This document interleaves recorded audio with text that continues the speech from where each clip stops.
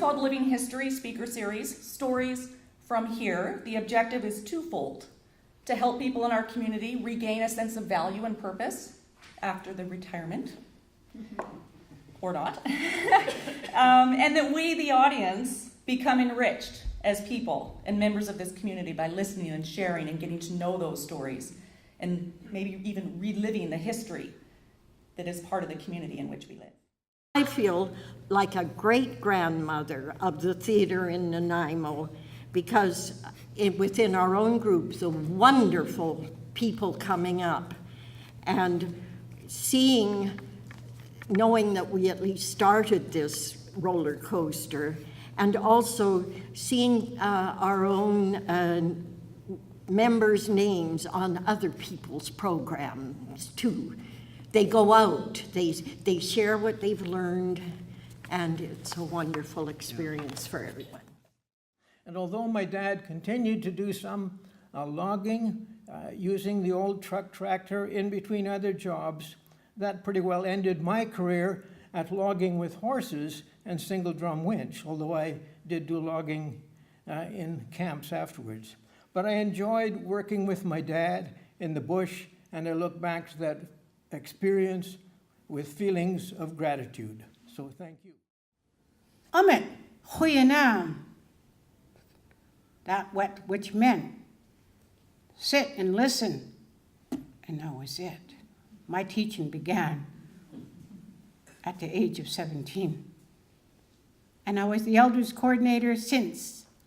I traveled with them, I sat with them. Those 6 elders that gave me all the teaching of discipline. As a young black child growing up in Toronto, I'm like a lot of you, I'm a multi-generational Canadian. You know, my family's been in this country since I guess it was 17-something, is as far back as I've been able to trace at this point. And I still get asked where I'm from. 2 black guys handcuffed me and threw me in the car and took me down, threw me in the tank overnight. He didn't say stop or identify themselves or anything, so I didn't think that was a very nice way to treat a poor old senior citizen driving home, you know. So anyway, I'm sitting home a couple of years later, and I'm thinking about this, and I thought, I'm going to write a song about those guys. So I wrote this song. It goes like this. Nanaimo is a little Gestapo town, and if you laugh or raise your voice. See, you might not have thought the peace movement was good for anything, but one thing we learned about was nuclear radiation. And we knew that ionizing radiation is not good for anybody, and there is no safe threshold.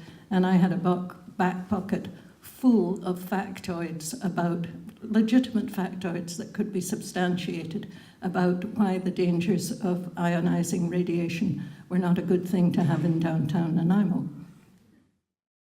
The cabins were originally built by miners. There weren't that many, but they were miners who would supplement their incomes with fishing.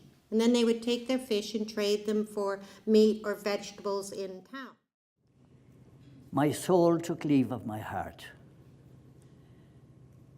In a vast expanse of land, my heart sought wine and pleasure. My soul was not at hand.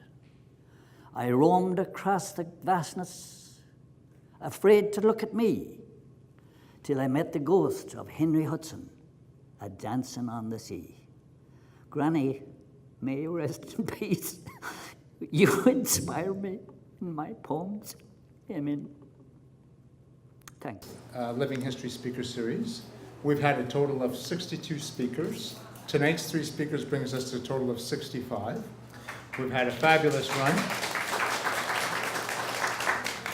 We've heard fantastic stories about horse logging, about Chinese immigration, about the Italian community. We've heard stories about professional wrestling.